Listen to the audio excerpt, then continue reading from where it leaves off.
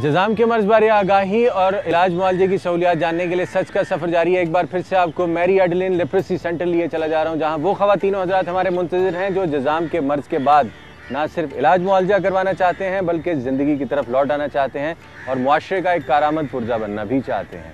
ऐसे मरीजों की हिम्मत बंधाना और उन्हें इलाज मुआवजे में सहूलियात फराहम करना मुआशरे और सरकार की जिम्मेदारी है। हम ऐसे में क्या कर सकते हैं, तफसीलात जानने के लिए सच के सफ़र में MALC कराची तक मेरे साथ रहिएगा। सच के सफ़र पर एक बार फिर से मेरी मंजिल है जुज़ाम से मुतासरा ख़वातीन का वार्ड, जहां मुझे मिलना है शबनम परवीन से, जो जुज़ाम जैसे काबिल इलाज मर्ज़ का इलाज करवाने जर्मन ईसाई नन डॉक्टर रुतफ़ाओ के कायम करदा इदारे MALC कराची में ज़ेर इलाज हैं। सफ़ेद सा धब्बा हुआ था पहले शुरुआत में, अभी तो 17 साल हो गए। जब पहली दफ़ा बताया गया कि आपको जुज़ाम है तो क्या अपनी फीलिंग्स आपकी क्या थी? तो थोड़ी सी परेशानी हुई थी। इन्हें बहुत सारे डॉक्टरों ने समझाया कि ना इलाज ये सही हो जाएगा, तुम दवाई पाबंदी से खाओगी तो सही हो जाएगा। आगाही थी आपको जुज़ाम के मर्ज़ के बारे में? नहीं, पहले कुछ भी नहीं पता। घर में किसी को पता था कि ये क्या होता है? नहीं, किसी को नहीं पता। फिर जब पहली दफ़ा आपको बताया गया? अम्मी बहुत परेशान हो गए, वो सारी फैमिली के इन्होंने चेकअप किया, घर वालों की पूरे के, हम 5 बहन और 1 भाई। तो दो जो मुझसे बड़ी तो उनको भी कम था, उन्होंने भी 1 साल की कोर्स की थी। उन्हें नफरत का एहसास? नहीं, कभी भी नहीं। शबनम परवीन ना सिर्फ खुद जज़ाम के मर्ज़ में मुब्तला रहीं बल्कि इनकी दोनों बड़ी बहनें भी इस काबिल इलाज जल्दी बीमारी का शिकार हुईं। बर वक्त इलाज और मुनासिब देखभाल की बदौलत आज ये कदरे तंदुरुस्त हैं, लेकिन शादी करने का आइडिया ड्रॉप कर चुकी हैं।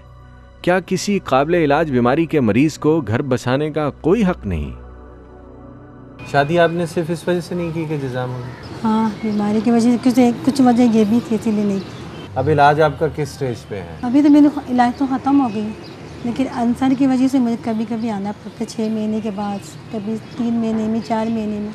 डॉक्टरों का रवैया क्या रहा आपके पास दौरान इलाज? बहुत अच्छे, वो हाँ बाहर जाती तो वो जख्म हो जाता था तो उन्हें नहीं पता चलता, वो पट्टी वट्टी करते थे, दवाई देते थे तो और ज़्यादा बढ़ जाता था। आप कराची शहर में रहती हैं, क्या यहाँ पर किसी को भी नहीं पता था इस हॉस्पिटल के अलावा कि जुज़ाम हो गया? नहीं, किसी ने बताया ही नहीं था कि अस्पताल। वो लोग जिनके इर्द गिर्द जुज़ाम के पेशेंट्स होते हैं, उनको कोई पैगाम देना चाहें आप?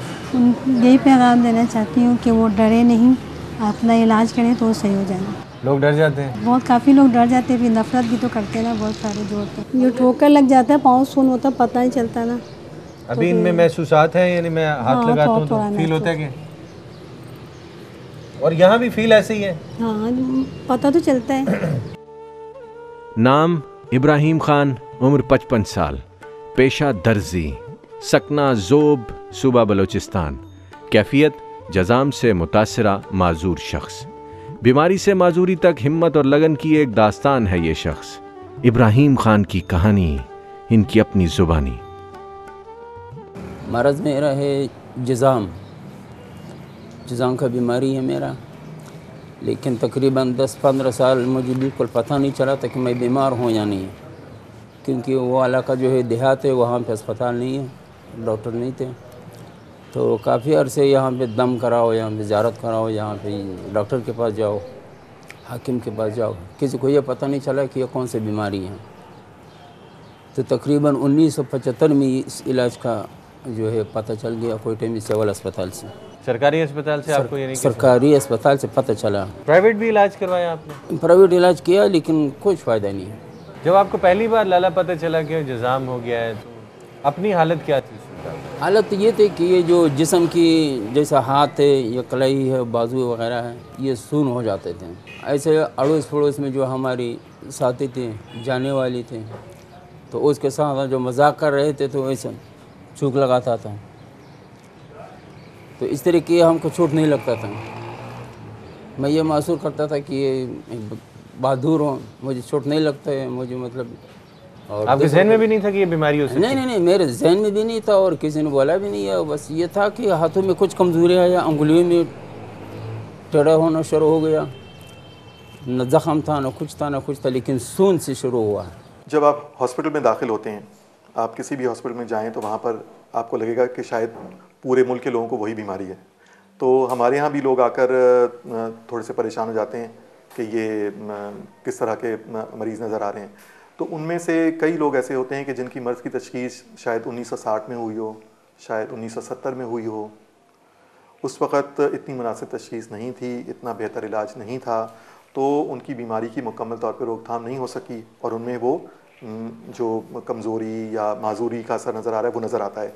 लेकिन अब अगर नए मरीज़ जो आते हैं, अगर वो जल्दी तशख़ीस के लिए आ जाएं और इलाज शुरू कर दें और पाबंदी से दवाई खाएं, तो ज़रूरी नहीं कि सब में इस हद तक माजूरी पैदा होगी। सूबा बलूचिस्तान के ज़िला ज़ोब में तो जज़ाम के इस मरीज़ से ना नफ़रत की गई और ना ही इसे धुतकारा गया, लेकिन जब काम करने और ज़िंदगी के बचे खुचे दिन गुजारने के लिए इस माजूर शख्स ने किसी बड़े शहर का रुख किया तो वहाँ के रिहायशी इसे कोढ़ी कहकर दूर रहने लगे। क्यों? कि मैं अल्लाह का करम में ये नफ़रत की चीज़ नहीं है।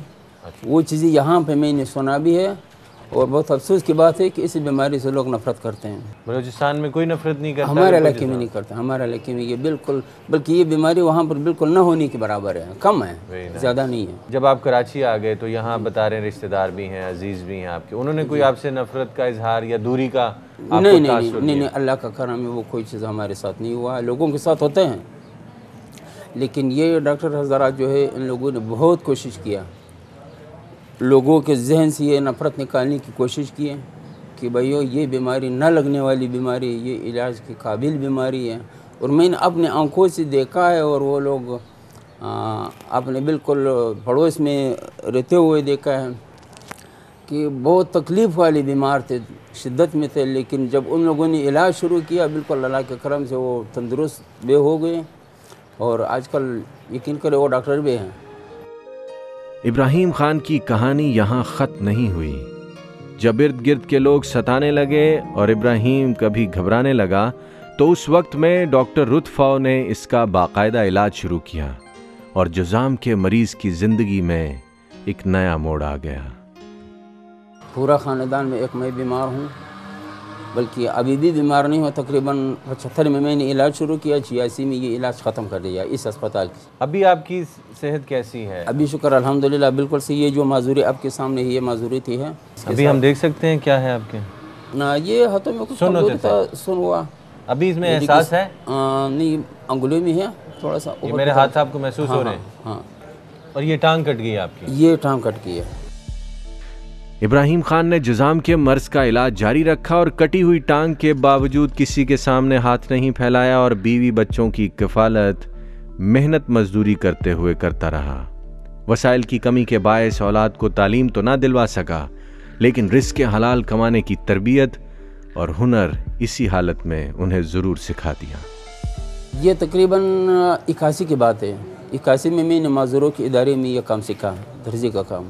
हाथों का माजूरी था और ये टेली का काम मैंने सीखा है।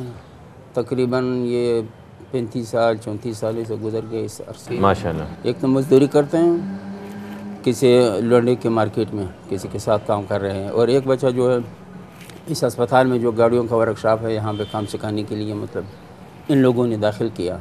सारा कुछ आपने अपनी फैमिली को सपोर्ट इसी माजूरी की हालत में? इसी माजूरी की हालत में ये दर्जे का काम करता रहा। बाज़ औक़ात गर्मी के मौसम में जब पाँव नहीं कटाता, गर्मी के मौसम में गाँव जाते थे और सर्दी के मौसम में कराची आते थे। तो ये अस्पताल अगर न होता, खुदा जाने कि हमारा हालत क्या होता। इस अस्पताल के साथ तो हमारा अल्लाह का करम में ज़िंदगी बन गई।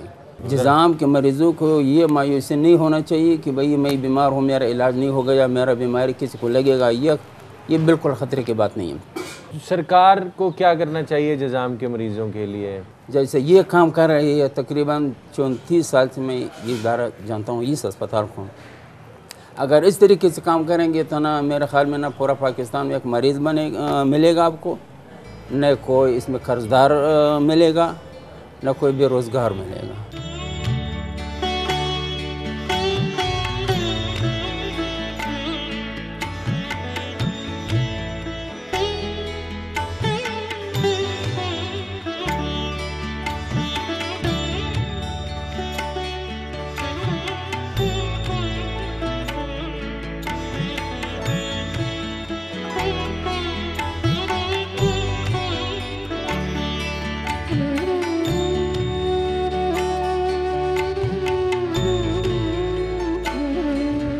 आज सच का सफ़र यहाँ इख्तिताम पजीर होता है। प्रोग्राम करने का मकसद सिर्फ ये था कि लेप्रेसी यानी जज़ाम के मर्ज़ के बारे में मुआशरे को आगाह किया जा सके।